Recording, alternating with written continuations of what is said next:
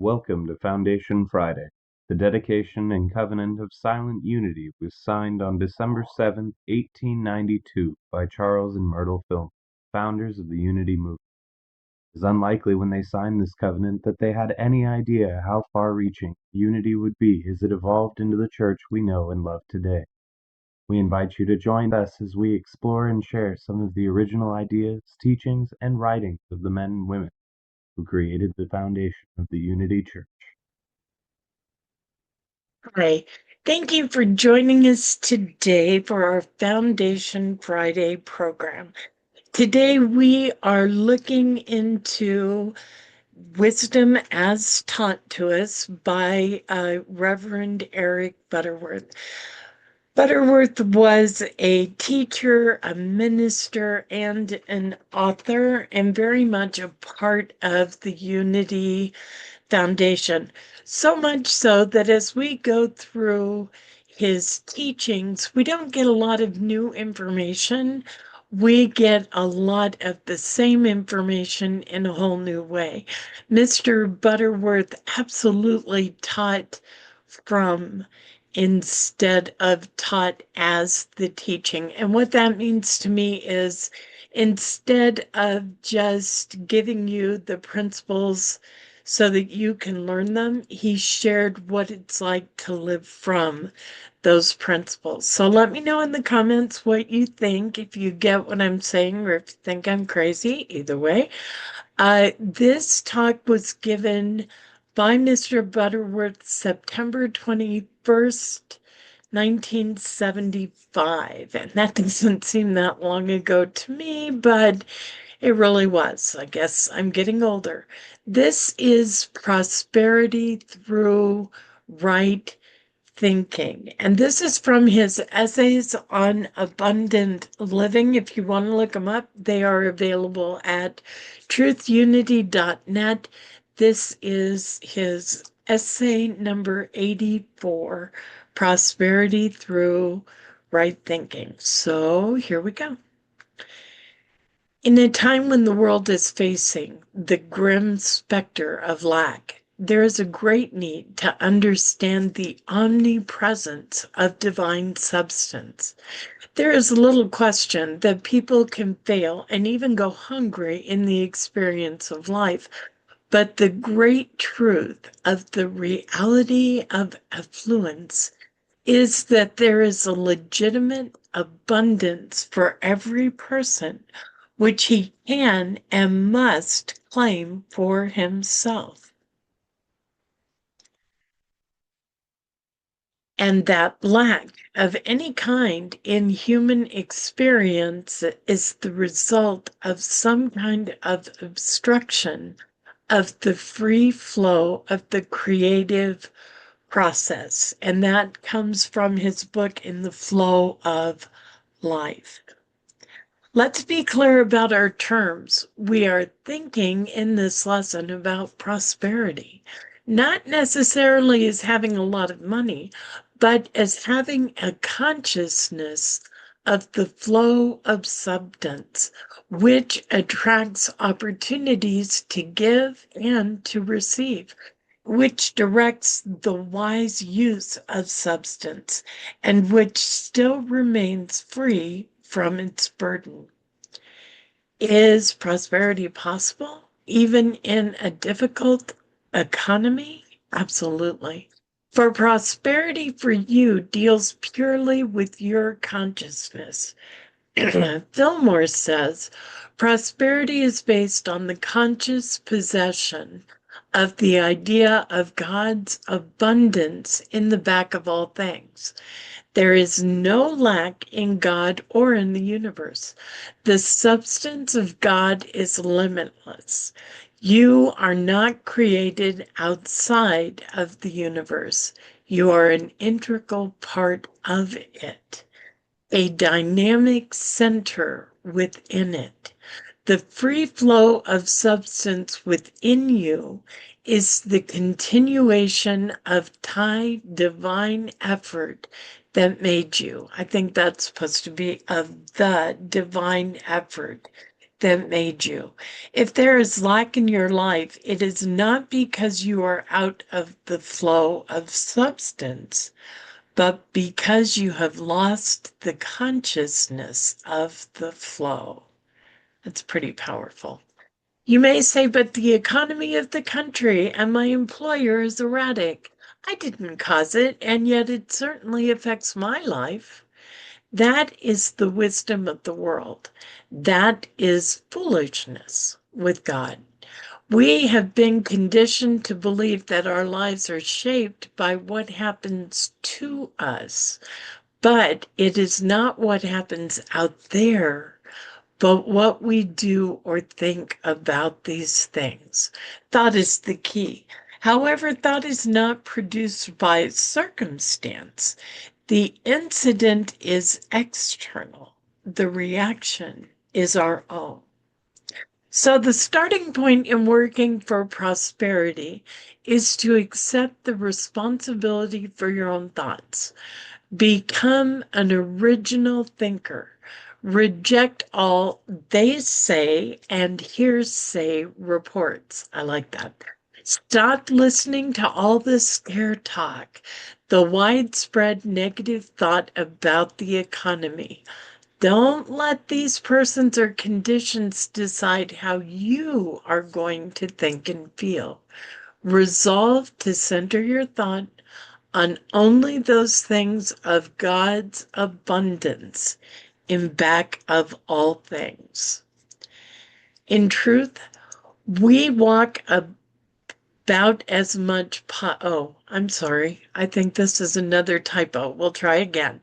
In truth, we talk much about positive thinking, but we need to get a realistic understanding of it.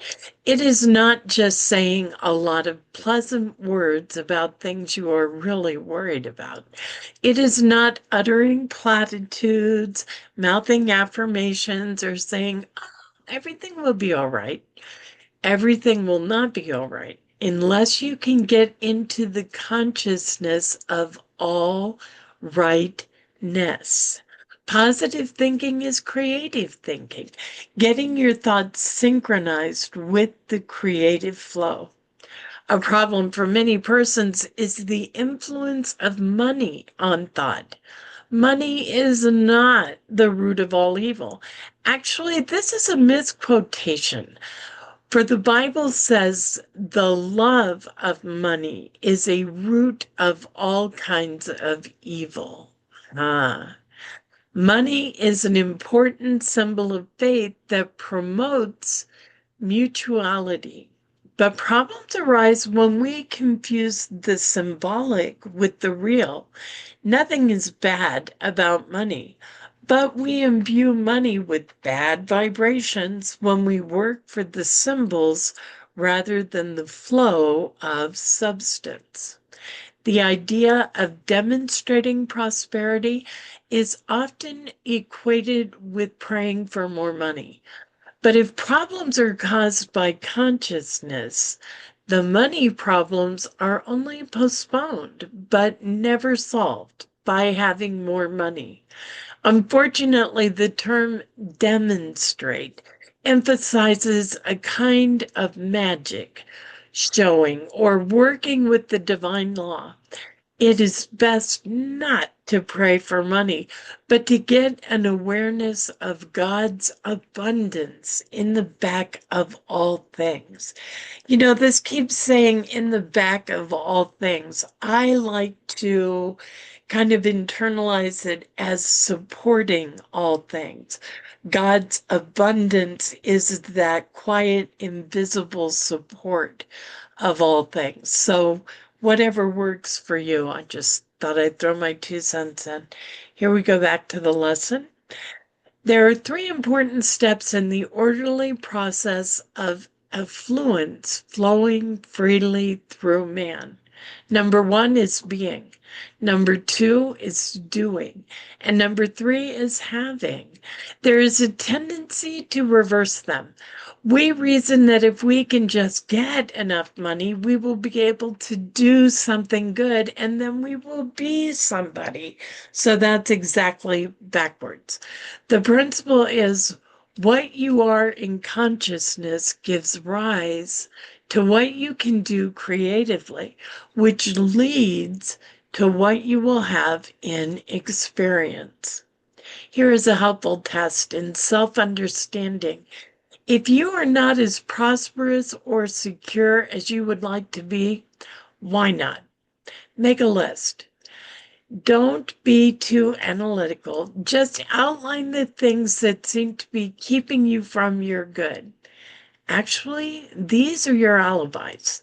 You might spend a few days in this examination. Excuse me. Then make a new list, point by point.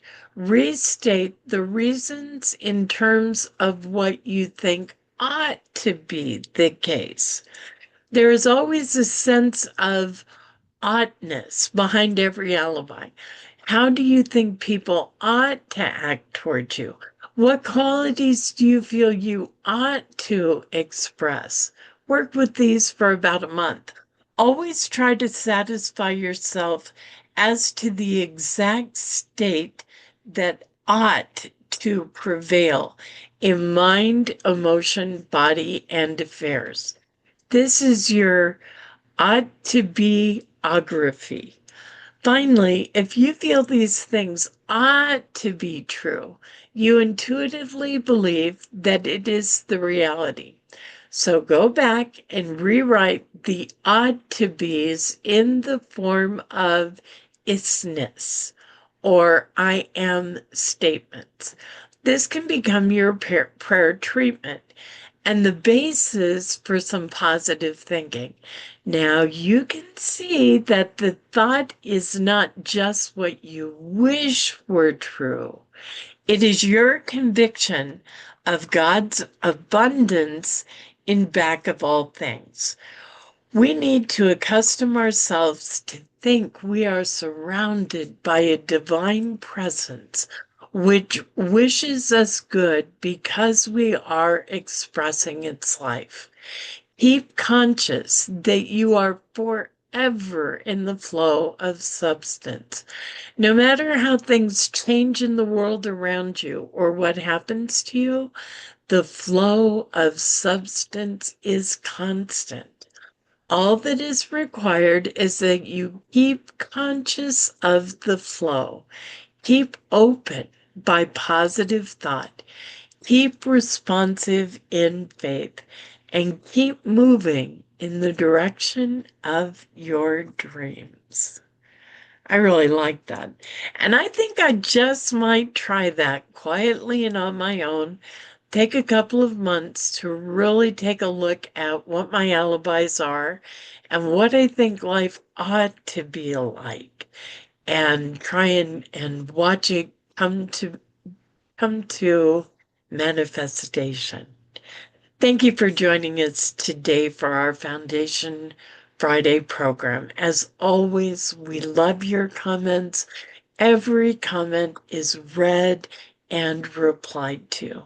I'd like to welcome all our new subscribers. We've had several new subscribers in the last month. Welcome to you all, old and new.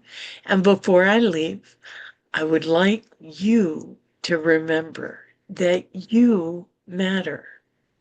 You are sacred, and you are so, so very loved. Namaste. Thank you for joining us, and let's stay connected and grow in spirit. We are on Facebook. Search for Unity Church of El Cajon and follow us and like our posts. You can reach us on YouTube at Unity Church of El Cajon. Please subscribe to our channel, watch our videos, and leave comments which can help us improve.